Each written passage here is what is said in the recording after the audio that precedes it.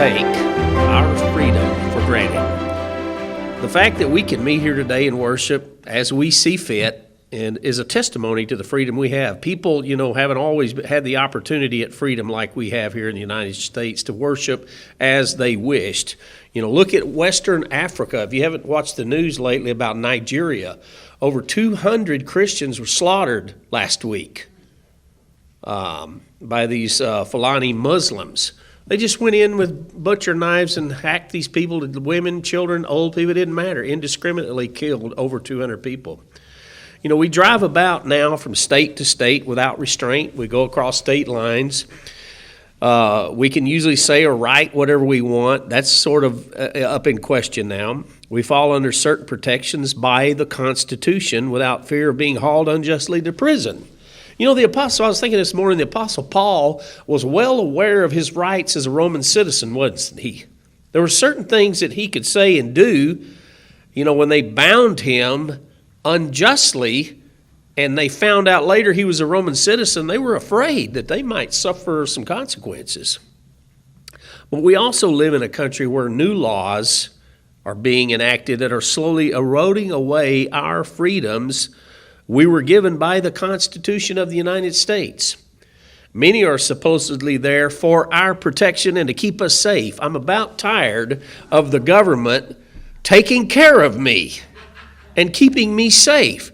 Where is it written, or did any of the founding fathers write into the Constitution that the U.S. government is responsible for keeping me safe and taking care of me from grave to, from the cradle to the grave, as they say?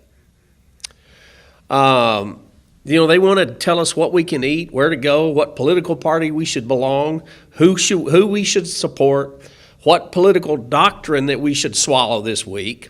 And I believe that people are quite tired and growing weary of this type of governance. I don't know where the breaking point might be. I was sitting there in my seat right before I came up here calculating. It's been 200, almost 50 years our government has been in place. That's astounding. That our form of government, the form that has been a free nation of and by the people, for the people, has existed that long without, failure. That's amazing. Thomas Jefferson wrote, I probably quoted this for you before, Malo Pericusulum, this is Latin, libertatum quam quietum servitutum, if I pronounced all that right, I hope I did. He said, I prefer liberty with danger to peace with slavery. I agree with him wholeheartedly. He wrote that. I think I've got that written in the back of my Bible here. I think he was writing a letter to James Madison in January the 30th, 1787, so almost this month, 1787.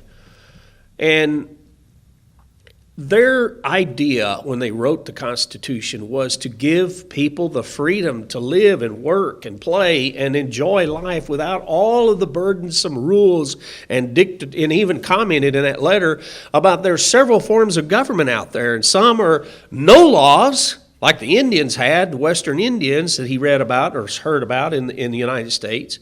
And then there were dictators that subjected people to no freedom, but he said, but ours was great. The freedom of the people. He actually mentioned England in that letter. He said, like England, which has a little freedom, but ours is so great, the freedoms that we enjoy here. The Constitution of the United States, I have it here in a little booklet I've had. It's the Declaration of Independence and the Constitution. The preamble is, we the people of the United States.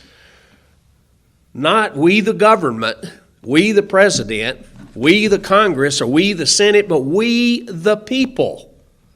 In order to form a more perfect union, that means among all the states, not separated, some deciding they're going to go do their own thing. Establish justice, ensure domestic tranquility.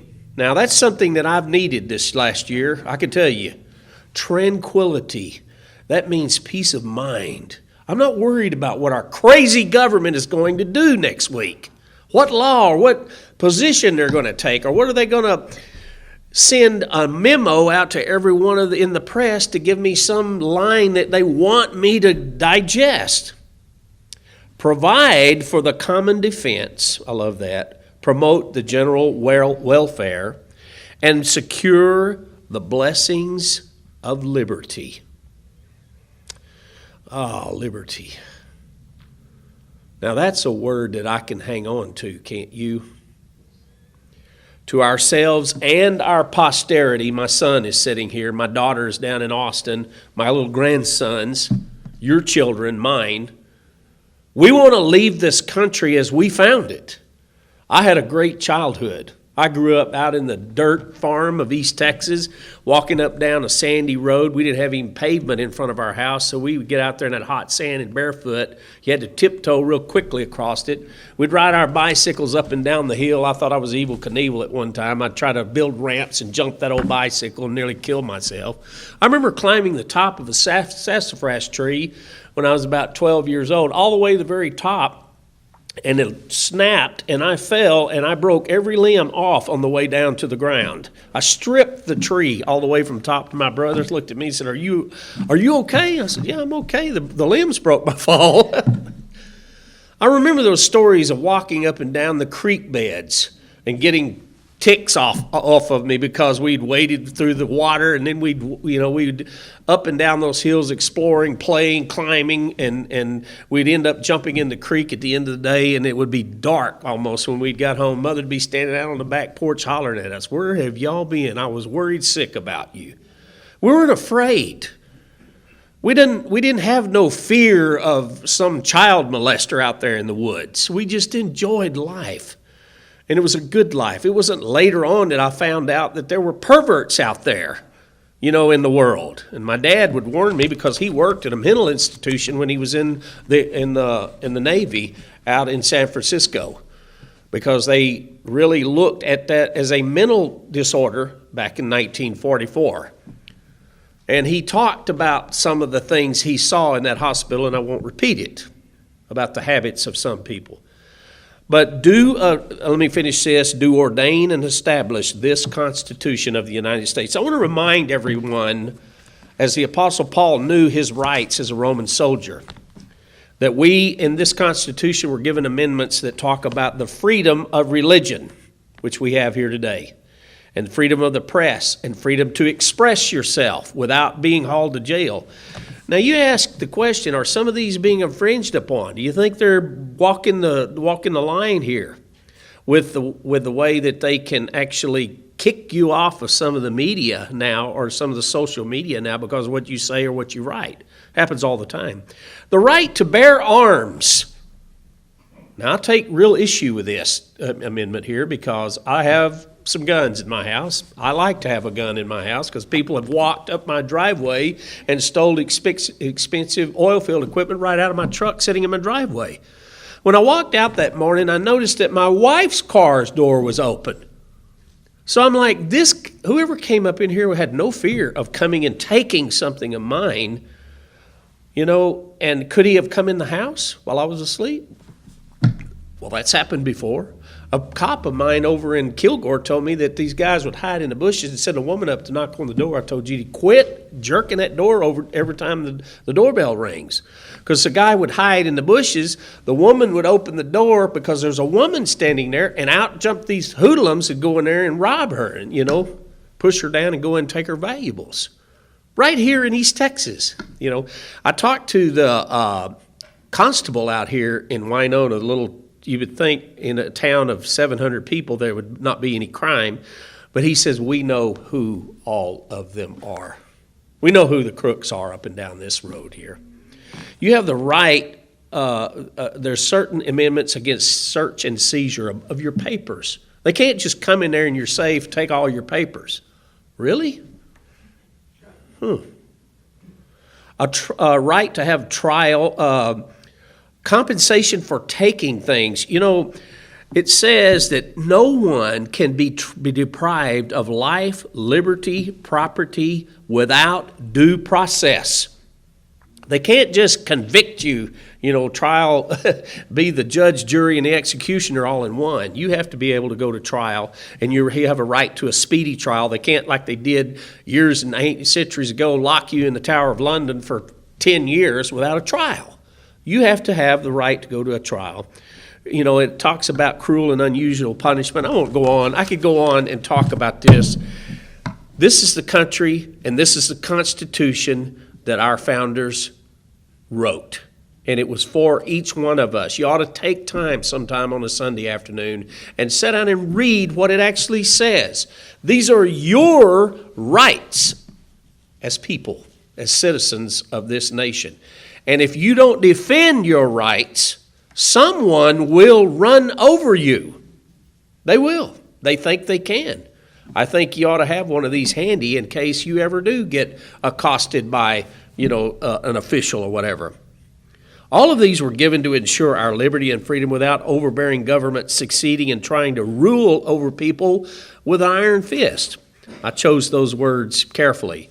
But in a society where each individual could enjoy freedom, the liberty to work, to live, work unencumbered, instead of living in a society where we have a cartload of rules, regulations, and burdensome laws. I mean, I resist the seatbelt law. I'm sorry. I don't wear my seatbelt. I'll be honest with you. I hate to admit that, but I don't, because I don't want to wear my seatbelt. I work in the oil field where we get in and out of a truck 50 times a day, go from lease to lease to lease, to well to well to well to well. I'm just not going to wear it. And I pass cops and I wave at them. I'm like, if you're going to pull me over, go ahead and write the ticket. I deserve it. I attest to that. I won't have a problem with you writing me a $75, $80 ticket. But I'm going to tell them, I'm not going to wear my seatbelt. I'm sorry. I'm not a rebellious type of a person, but it's just one of those things that stick in my craw that we got to have a telescope to watch all these drivers and make sure they got their seatbelts on. Well, they're breaking a terrible law. I understand about the safety of children, and I believe that. I was showing my wife a picture the other day of a kid sitting in the back tray of a car. One of the car automatic manufacturers used to build a little bowl back there. That's where your kid went. That wouldn't go over at all today, would it? Right there where the glass would shatter if there were an accident. I want my grandchildren or my grandchildren to be safe in their car. All of you, I want you to be safe and wear your seatbelt. Don't listen to my example. Don't listen to me say this. You do what you feel is right and safe in your life. Maybe it's just one of those things that I rebel against. I still have a little bit of that, I guess, human nature in me. But I don't want to be told what I got to eat, when I got to eat, whether I need to eat salt or drink out of a straw or whatever. Someone told the joke last night, that I think it was Dr. Rick said up in Washington State, they legalized cocaine, but they outlawed straws. And he says, very frustrating. Some of our laws are so frustrating to me. I mean, it's like we've been working in the oil field for 50 years, and now they've got some new law that we never had that we've got to abide by. It's like it's an adherence or a deterrent from us getting the job done. We have to go through all of these, rigmaroles, but I'm on my soapbox. The Declaration of Independence and the Constitution were written with the freedom and liberty for all in mind. In 2024, Judy was writing there. She showed me on her date for today's service.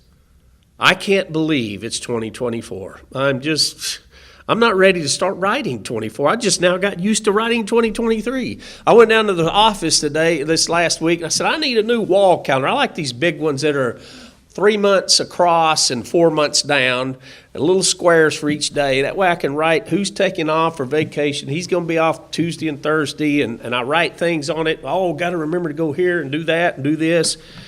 And I went down there and I said, I need a new calendar. Can you order me? Well, sure. And it came in. I get it ready to hang it up. It's a 2023 calendar on December the 28th. I said, what am I going to do with this? It's no good.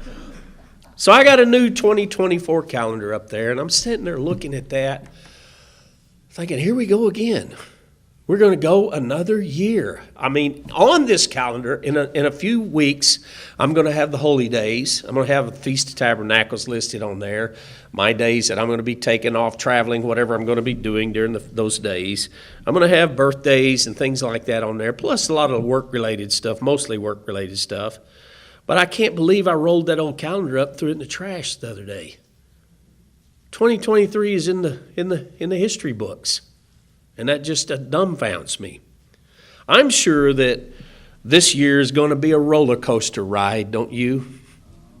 With an election year coming up, the mudslinging, the possible indictments, the threats, the lawsuits, the black swan events, as one newscaster stated. Makes you wonder what some of these people are privy to, information they hear while laying at night with their husband or whatever, anyway. It is enough for many Americans to crawl into a hole in despair. A lot of people I talk to say, I quit watching the news. I can't handle it anymore. I understand. But our God is greater than any human event.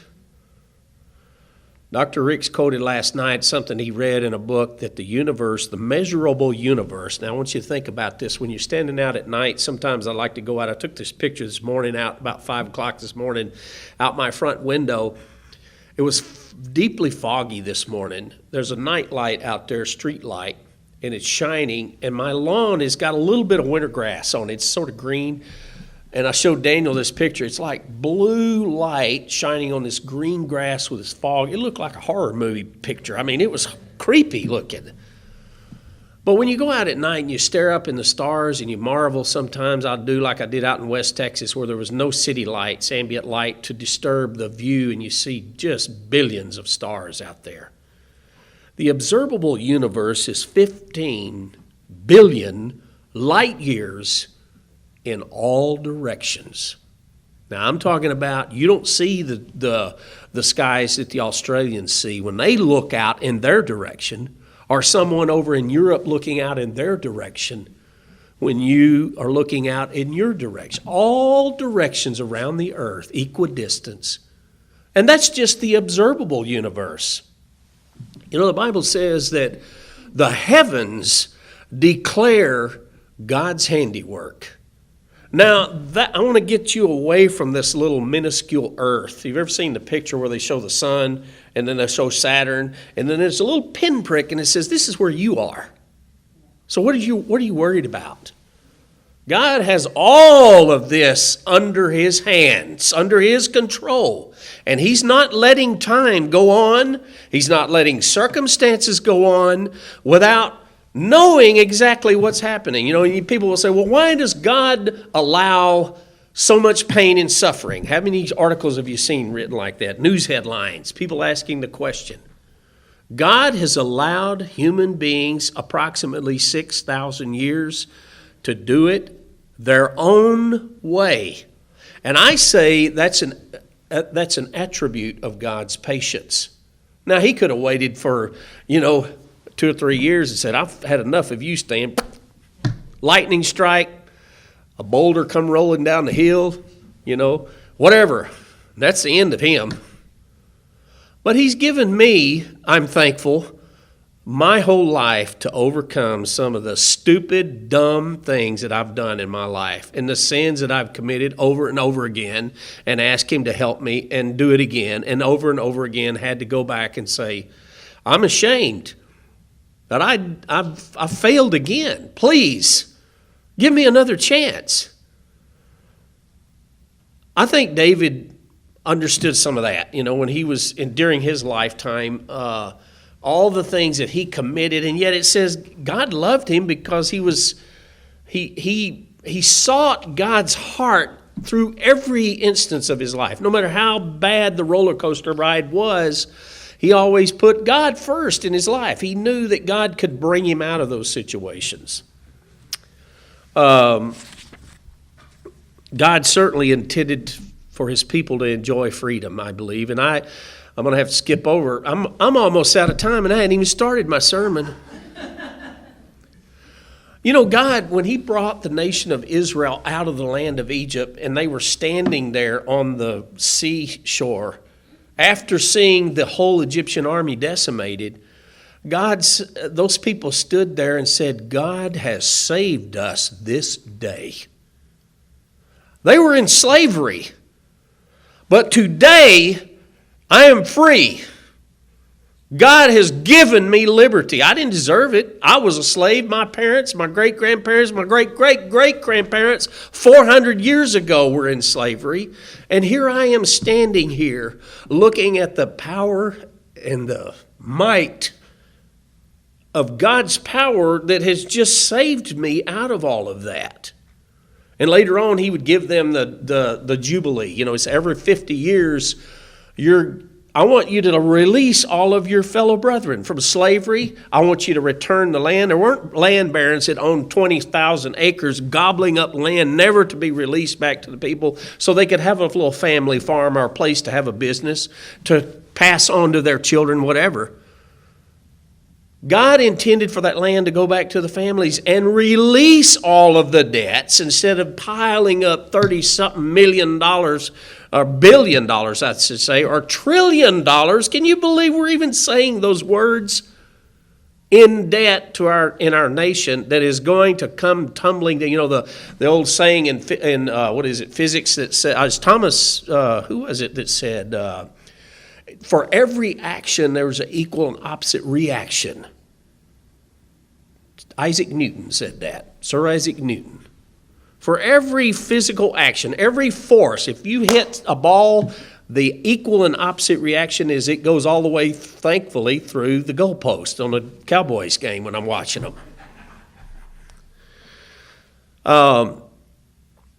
He wanted us to have freedom. He wanted us to have liberty during that time. And I always use the example of the Liberty Bell. You know, they built the Liberty Bell, I think it was in 1751. It was forged in London. They brought it to the United States, and they hung it up, and on the very first ring, it cracked. So the guys named John Stowe and John... I write it down, write down their name. John Pass and Stowe. You've probably seen that on the stamp. It's actually stamped on the Liberty Bell itself.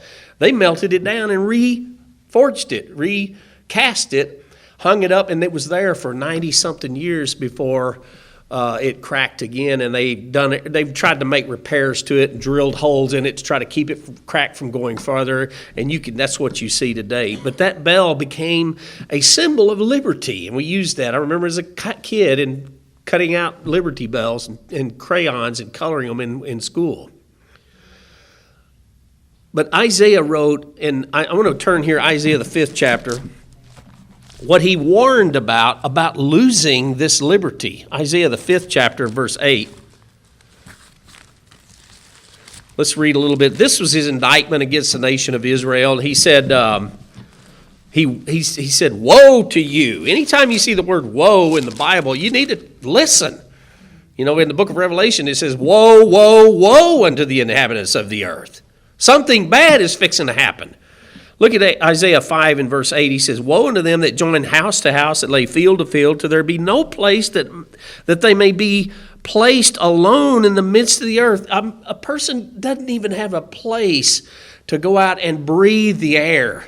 They're crammed house to house. In Europe, it's even worse, you know, because they will just have a whole street with houses lined up.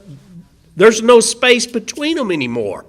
They've cut out all of the places where someone can go. You know, years ago, somebody asked me, aren't you going to cut that timber on your property? I said, I'm never cutting a tree if at all possible. Because I want my grandchildren to have a place that there's woods. Even if everyone around me cuts all the trees off, I'm leaving them. I want them to go down, and we did here several months ago, went exploring down through those woods, and my 2 grandchildren and my little bitty nephew, he didn't care much for it because he's pretty young, but they jumped up and down those creeks and reminded me as a kid watching them go up and down the banks there. In Isaiah 61, look over here just a little bit further, in Isaiah 61, he says, he predicted a sort of jubilee that's coming in the future. He says in verse 1, The Spirit of the Lord is upon me, because the Lord has anointed me to preach good tidings unto the meek, and he has sent me to bind up the brokenhearted, to proclaim liberty to the captives. You know, I believe he was predicting, or he was giving a prophecy about someone who would come and bring liberty to the people. And I believe it meant physical liberty, spiritual liberty, emotional liberty, mental liberty. All of those were included in the package. Look what he goes on to say. He has sent me to bind up the brokenhearted. I've met brokenhearted people in my life, many of them. To proclaim liberty to the captives, and the opening of the prison to them that are bound.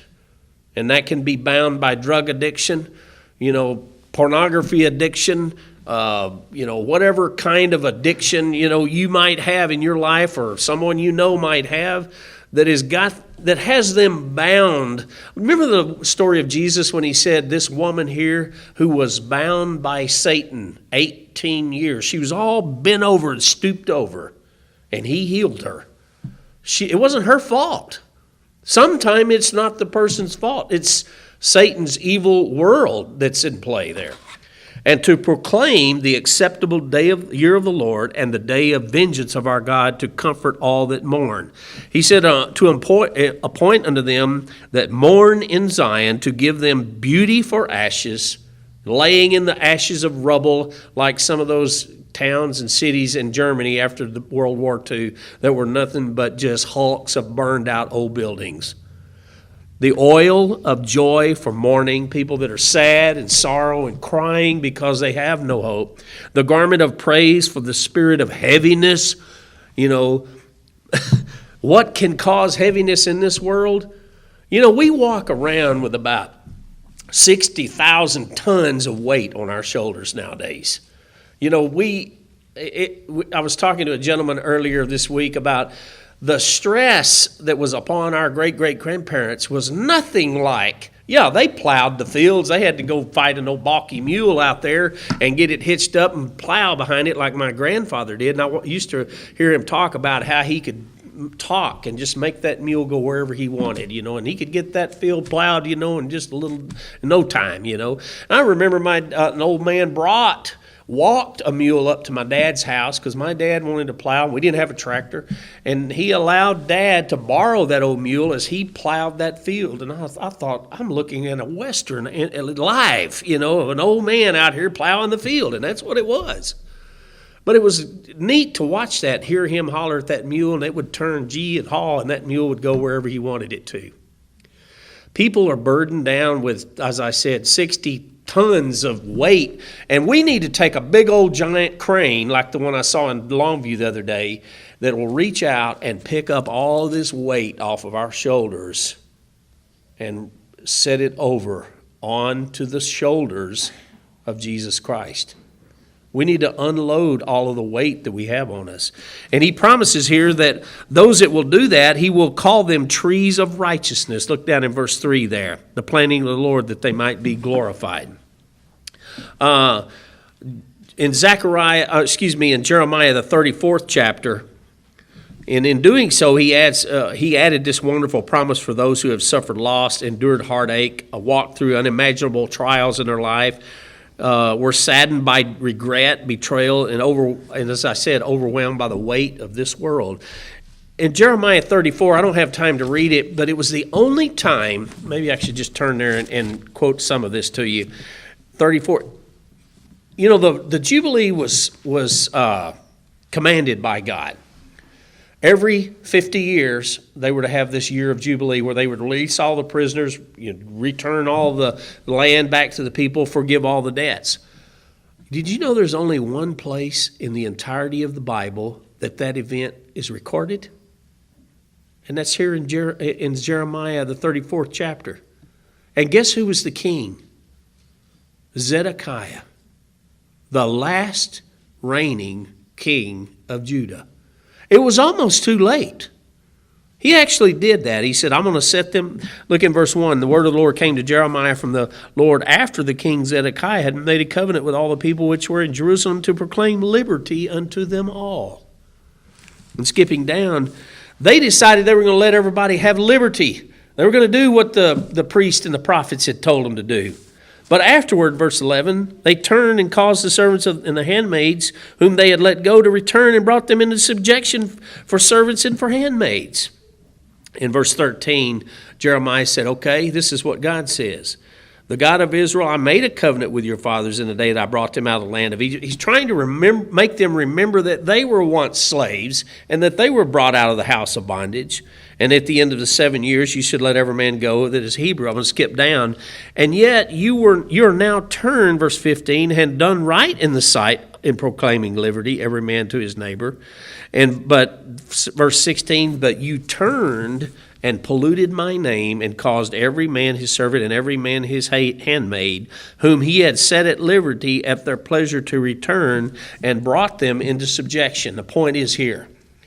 They had an attitude of wanting to do this, but then they backed out of it. They went the other way. They turned around and went the other direction. Therefore, verse 17 says the Lord, you have not hearkened unto me in proclaiming liberty to everyone to his brother and to everyone his neighbor. Behold, I proclaim a liberty to you. Now, United States of America, the government of the United States of America, the president, the vice president, and all the senators and the House, the Congress. Listen to these words, because this is what God says. If you take away liberty from the people, that was God's command from the beginning, then he says, I will proclaim a liberty to you, says the Lord, the sword, and to the pestilence, and to the famine, and I will make you to be removed into all the kingdoms of the earth. I think that is a powerful warning. I can't believe Mark said in his update here a minute ago that these people who are governing over us are going to bring about a curse upon this nation. I think all of you understand that. I believe that we're on the verge of doing just that. And I want God's people to draw terribly close as you can to God. And pray for your protection and your family, your immediate family. Pray that we will be given leaders that will turn this ship around, because we're headed towards disaster. We all know what's happening, and we can all become very distraught, and we can become very anxious and worried about what's going to happen today, tomorrow, and our future. Yes, I realize that. But I want you to know that God still has a hand in next to his Son, Jesus Christ, the most valuable thing that he has, and that is his children. His soon-to-be children that are going to be in his family are his most valuable asset, and that is every one of you. Next time, I'll have to do a part 2 of this. I won't call it part 2, but I'm going to do a different sermon. We're going to talk about